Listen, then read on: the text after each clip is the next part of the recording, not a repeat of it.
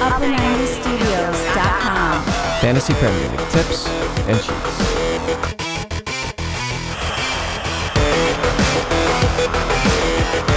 Hey, what's up guys? Welcome back to the channel. So today, it's time to explain why I used an early wildcard after just 2 games. Was it a big mistake? I'm going to show you exactly what I was thinking before I smashed that big red button. All the top FPL tips to give you a competitive advantage. So before I get started, I want to say something very important. The way we play fantasy, we all have different styles. If my decision doesn't feel right to you, don't do it. We all play the game differently. Do what feels right for your team and playing style. So let's get right into it. Wildcard activated. First, I'm going to talk about the strategies I used when making this decision. I'm going to show you my team before and after the wildcard so we can see the problems and corrections. Was it because I had a bad score? I never even clicked on the points tab before using the wildcard. I went straight to the transfers. And that was because I watched the games. The points can actually be misleading. A player can play very well and blank in fantasy, or he could have a horrible game and score a penalty, get 3 bonus points, and now it looks like he was man of the match. I don't make transfer decisions just because of points. It's the performances that I'm focusing on. 9 out of 11 of my starters played on Saturday. So after watching all the games and doing my research, I asked myself, am I still confident with this squad? Are there better alternatives going forward? And it wasn't just the players in my team that I watched. It was the replacements. Players like Pukki and Mane and De Bruyne. Then I thought, will there be a lot of transfers this week? Can I take advantage of the transfer market to increase my team value early on? And how will that affect the team value of my direct competitors who won't be using their wildcards? That's what was going on in my mind, not my score for the week. I had to figure everything out before Saturday night, before the price changes. While recording and editing the wildcard video and replying to comments, because I didn't want to leave you guys in the dark. So no, I did not panic. It was not a knee-jerk reaction. As it turns out, the game week 2 average was low. It was 41 points. I ended up on 47 points, green arrows this week. But I didn't even know. It wasn't about the score. It was about considering everything that I'm going to talk about on this video. Was this the right moment, the right opportunity to strike with a wildcard? I'm going to show you all the problems I had with my previous team and why I made big changes later in this video. But another reason for using the wildcard is because others won't. Wildcard transfers do not count toward price changes. Using it when the majority also use it could result in prices not changing as expected. Safety in numbers in this case could be a disadvantage. I also know a lot of managers have 2 free transfers this week, and those transfers will count toward the price changes. What if they're making 3 transfers, 4 transfers for a -4 or -8 hit, or more? That's a huge benefit to me. They have to make these decisions quickly because the prices are on the move. That's why until now I never told anyone when I used the wildcard. If more people use their wildcards, those transfers don't count toward price changes. My team value is going to suffer. That's also why I've disappeared before and I stopped creating FPL videos. It's usually around this time. It's because we're competing with each other. If I tell you what I'm doing, my team's going to suffer and I want to win. So even I had 2 free transfers. My original plan was to make 2 transfers, maybe 3 for a -4 hit because I wanted to save my wildcard. But then I watched the games and I didn't like how the 2 free transfers, they were forcing me into a decision I didn't want to be rushed into. Let's say I wanted to sell Josh King for Pukki, but I couldn't do a straight swap because Pukki already went up in price. Now I have to free up funds by selling another player, Ayoze Perez for example. King to Pukki is easy, but now I'm stuck choosing the replacements for Perez. If I don't choose that midfielder quickly, I risk missing out on the transfers altogether, including Pukki, because of the price changes. Pukki is rising ridiculously fast, and that was one of the problems with the 2 free transfers plan. I don't want to be rushed into a decision, and I also didn't want to miss out on the price changes. Not to mention the 2 free transfers didn't solve enough problems in my squad, and I wasn't in the mood to take hits. The wildcard solved everything in one move. So those are some of the benefits, like the price changes, but what are the risks? One is I don't have a wildcard to fall back on until January. I do have the free hit chip, but I might want to save it for the double game weeks later in the season.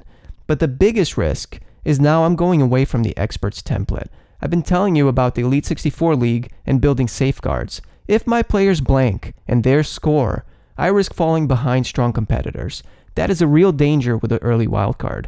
But I also know I can shift back to a safer team if things go wrong. I can always build toward the safer squad, and with a strong team value, I worry less about being priced out of certain players they own. Now another negative is the blow to my pride and ego if I get this decision wrong. You guys don't have that problem because you're nice and cozy, living your life in private mode. Everyone knows exactly what I did. They're sharpening their axes right now. I'm going to make plenty of mistakes this season. They will get their chance. You guys probably already noticed that I don't reply to insulting comments, and the reason for that is because the more time I spend on the negative people, the less time I have for the positive people, the people who care about the channel, and all my friends around the world, because I love seeing all the countries that you guys are from. My parents lived in Africa, I was born in Brazil, I grew up in Portugal, then I moved to the United States. And that doesn't mean we have to agree on everything either. You might disagree with me on certain decisions, and that's fine. I've added so many players to my watch list because of your comments and advice, so thank you for that. Now I'm going to talk about the squad before and after the wildcard. We've been discussing some of these topics since way back in preseason, so it's not just the last 2 games.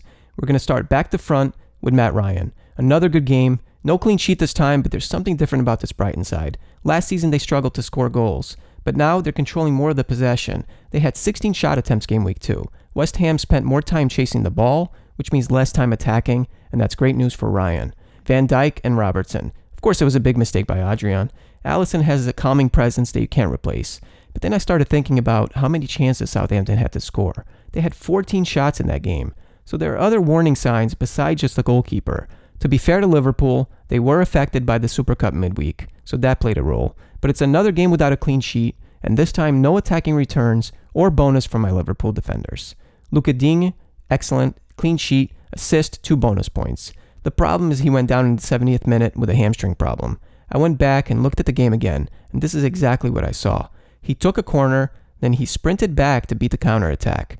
Then the camera zooms in, and he's on the ground, he's holding his hamstring, and he's in a lot of pain. I have more info on what actually happened on the Game Week 3 blog post. See the link in the description. The good news is he looked pretty happy at the final whistle, and Marco Silva, he sounded positive. But we still need an update, and the source I trust for all the latest injury news is @BenDinnery on Twitter. PVA, 2 points. Crystal Palace were horrible, so disappointing. Attack and defense, all sorts of individual mistakes. Zaha had a bad game, which didn't help. I expected Crystal Palace to be quick on the counter, like they were in the first game, but it just didn't happen.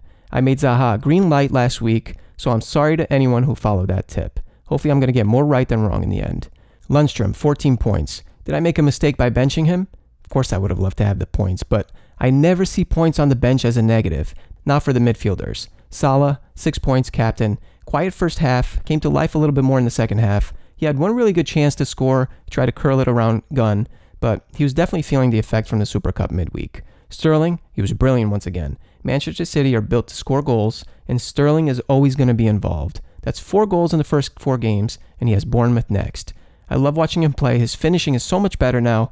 He made that header look way easier than it was. He has to place it perfectly across the goalkeeper. Siggy, another blank. If Digne is out injured, Siggy could take over the set pieces. So will that increase his scoring potential? It's hard to tell because if Digne is out, how's that going to affect Everton? He's one of their biggest threats in the attack. He was man of the match in this last game. When I rate a player's potential, like Siggy, I have to consider recent performances. But there is a big positive with Siggy and Everton, and that's the fixtures. Ayoze Perez. 2 difficult games to start the season. That didn't help, but I still wanted to see more from him. The strikers, Wilson and King, they got the early penalty. That helped. Up 2-0 after 10 minutes. The early goals pretty much changed everything because now Aston Villa were forced to chase the game. Villa had 22 shots, Bournemouth had 12. But they were winning, so they didn't need to force another goal. Did I see enough from Wilson and King to keep them? So here's the wildcard team from the previous video. I mentioned that some of these players will not make my team by deadline. In fact, I already sold Salah for De Bruyne to catch a price rise on De Bruyne. But Salah could still make my final squad for Game Week 3. And one reason is because our fixture difficulty cheat sheet shows a green fixture for Liverpool attackers at home against Arsenal Game Week 3. If you use the official Fantasy Premier League fixture difficulty ratings, it will show a red fixture for Liverpool this week. That's incredibly misleading. Only 4 teams conceded more away goals than Arsenal last season, and they also conceded the most away penalties of any team. So is it a green or a red fixture for Salah this week? It's up to you to decide. Our fixture difficulty cheat sheet is free to download on our website. Now for the players I really wanted, and I'm going to start with the obvious one, Pukki, hat trick, 17 points. People have been saying that he's like this season's Jimenez, and I don't know. Jimenez is great, but he has this nervousness in front of goal. It's fine for his playing style because it almost confuses defenders. But Pukki, he has ice in his veins. He's a natural goal scorer. If there's even a sniff at goal, he's going to take it. And I like that he scored against Liverpool, but he could have scored 2 or 3 goals in that game. his price rise is another bonus. Sadio Mane, 13 points, another green light from the previous video. There was a comment and I agreed that defenders can sometimes focus more on Salah, and that leaves Mane free to score. De Bruyne, 11 points. I don't have to say anything, you know exactly what he can do. Ceballos and McGinn, I may have both in my final squad or just one, maybe neither. I'm staying open-minded and doing all my research throughout the week before making a final decision on this position. Ceballos had 2 assists on his full debut, full of energy. He was on set pieces, free kicks, and corners.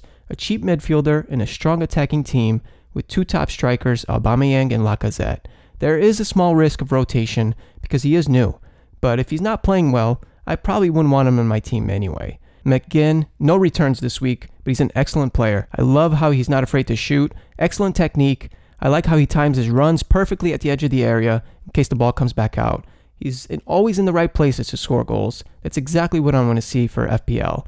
Barnes scored again, 3 goals in the first 3 games. He has this instinct, he's always in the right place at the right time. He's a nightmare for defenders. So this is one idea for the wildcard. I've corrected the issue with 2 Liverpool defenders, double Bournemouth attackers, especially against Man City this week, and I got rid of other players who weren't performing.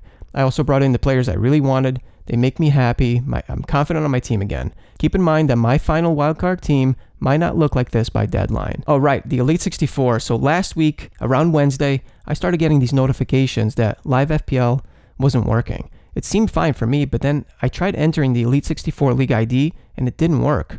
So I tested dozens of other League IDs and they all worked except for one, the Elite 64. I thought that was very strange. Maybe it was just a coincidence that we talked about them on the previous video, on the Game Week 2 video. Either way, it wasn't working between Wednesday and Sunday, right as we needed it. So I looked for new websites and I found fantasypl.com. Just take out the vowels and the word fantasy. I reached out to them, they were really nice to me. Now we have another resource to analyze FPL mini leagues. And what I really liked about fantasypl.com is they have the league ownership stats side by side with the overall ownership. This shows the concept of true ownership stats. There are so many tools out there, it's about using the right ones that give you the best results.